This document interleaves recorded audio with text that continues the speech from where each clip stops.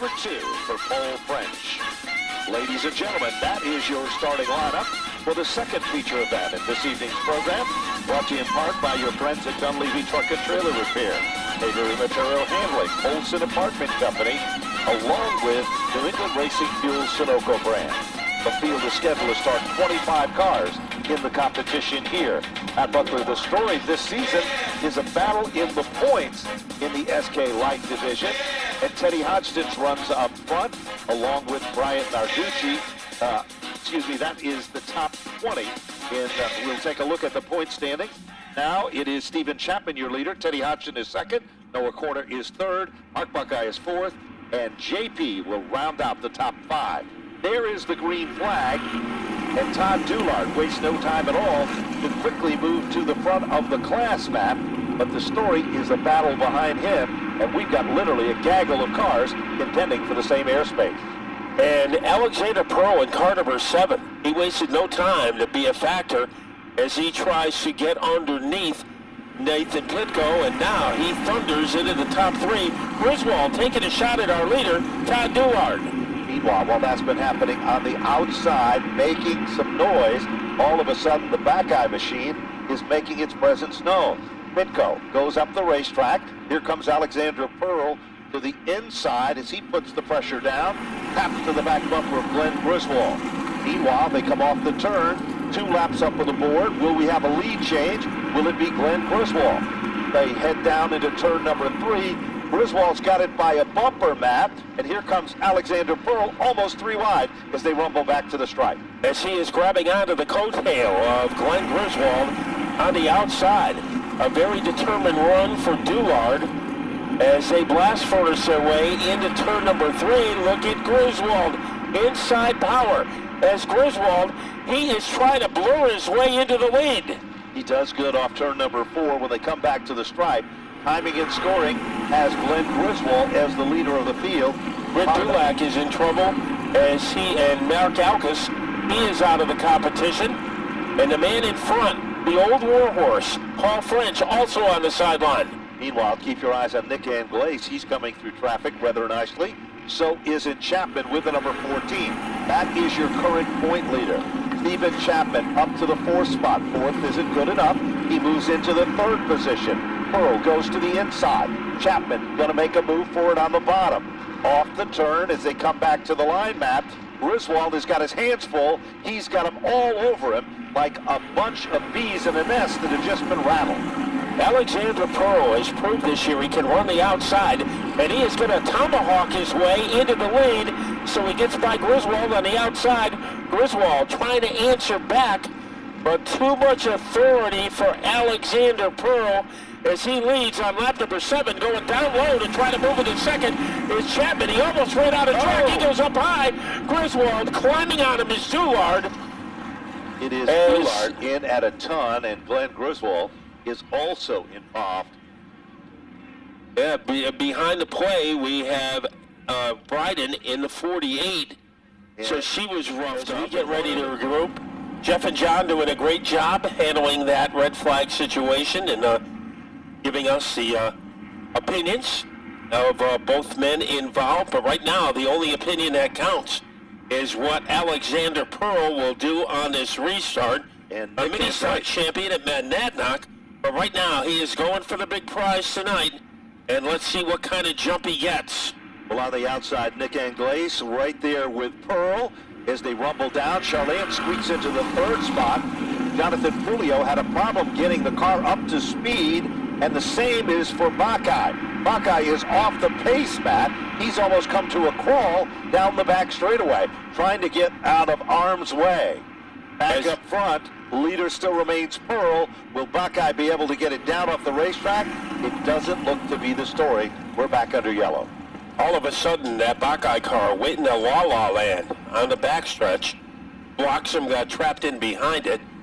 And that car is 6 of Mark Buckeye, and the reason his crew chief was available, because Paul French has been knocked from the race. He's in spectator territory in car number 2. So a lot has transpired, but the number 1 thing, Alexander Pearl is in the lead looking for win number 2. You know, interestingly enough, the rules say that you cannot receive any assistance from anyone else when you head down in the SK lights down on pit road. You are a lone soldier all by yourself, and that's the reason that Paul French is not going to work on that race car at all whatsoever. Here we go. We're about ready to get them fired back up as they come rumbling off turn number 4. Back to the stripe. Green flag is out, and Pearl to the advantage and on top of his game once again.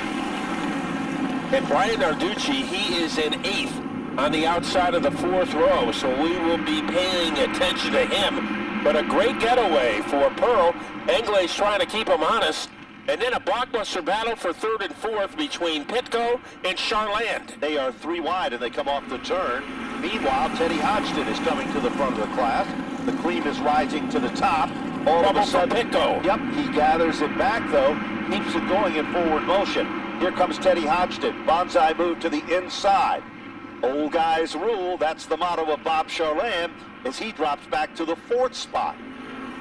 Car number 54 also coming to life to the front of the field. Mikey Flynn started 11th on the field, Matt. What a move by Narducci. He got by Charland and he got by Flynn in the space of about 100 feet. We are just at the halfway marker in this event. Charland, meanwhile, tries to work his magic. Noah Corner comes into play, and so does it Jonathan Julio. That's at the bottom of the top 10. Meanwhile, out in front, Pearl, who's already been to victory lane once this season. And Glaze still setting in 2nd. 3rd spot is Hodgson. Look a little further back, and all of a sudden, Noah Corner is right there, Matt, and he's battling Jonathan Julio, and Charland is the point of the arrow there. And Narducci had the fastest lap that last time around, but also able to swashbuckle his way off the corner is Alexander Pearl.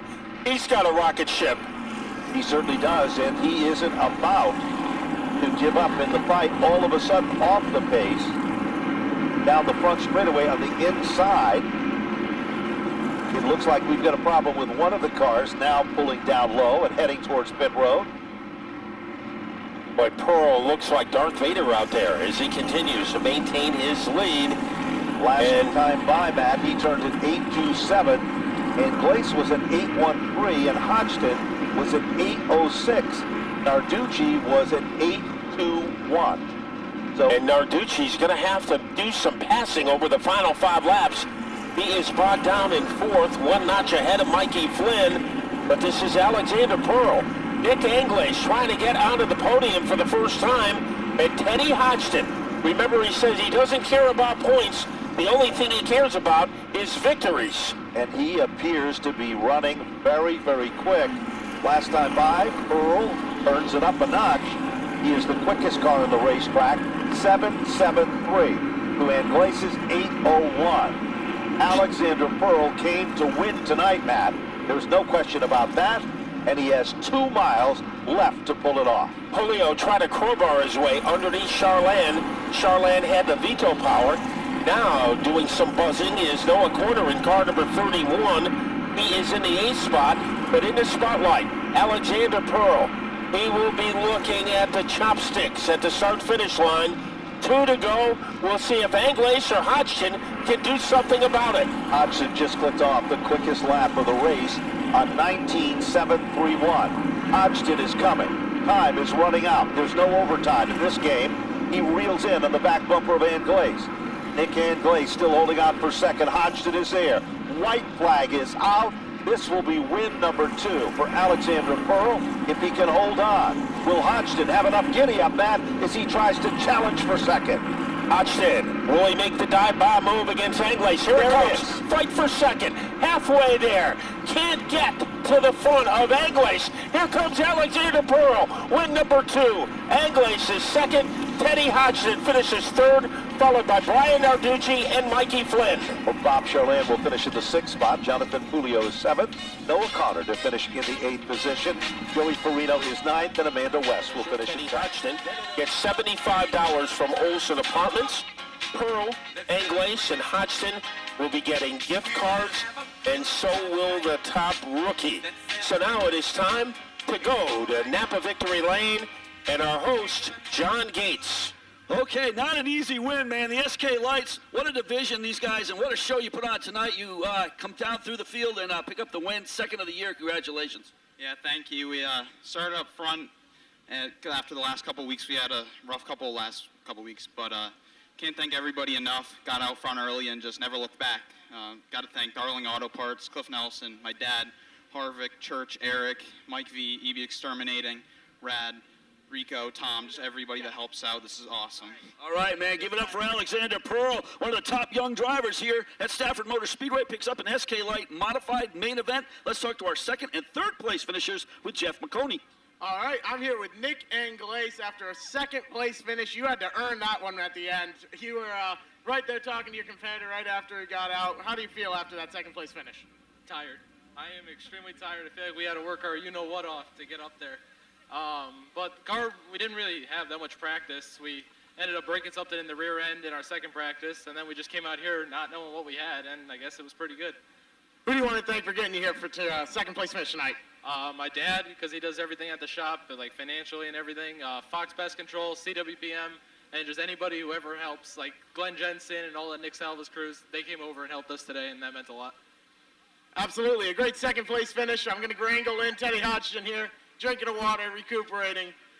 Here we go, third place. Teddy, how you feeling? You know, I've never been this excited for a third place in my life. I had to work through that traffic. That was pretty crazy the first 10 laps, but once we got out there, the car was a little loose, so it wasn't optimal, but I knew we had to try throw something and make it the last lap there. But, you know, car overall was great today. I just got to thank everybody at the shop. Monterey Fuel, State Cutters, Miss Auto, Simpson Race Products, Keith Walker Racing for the awesome setups. My family, Pete, Trent, Robert, Jeff for coming today. The Mottola family, just everyone that comes along, and Bob, thank you. Thank you, guys. Third place for Teddy Hodgson. Let's throw it back up to the booth. We've got more great racing here tonight in Stafford.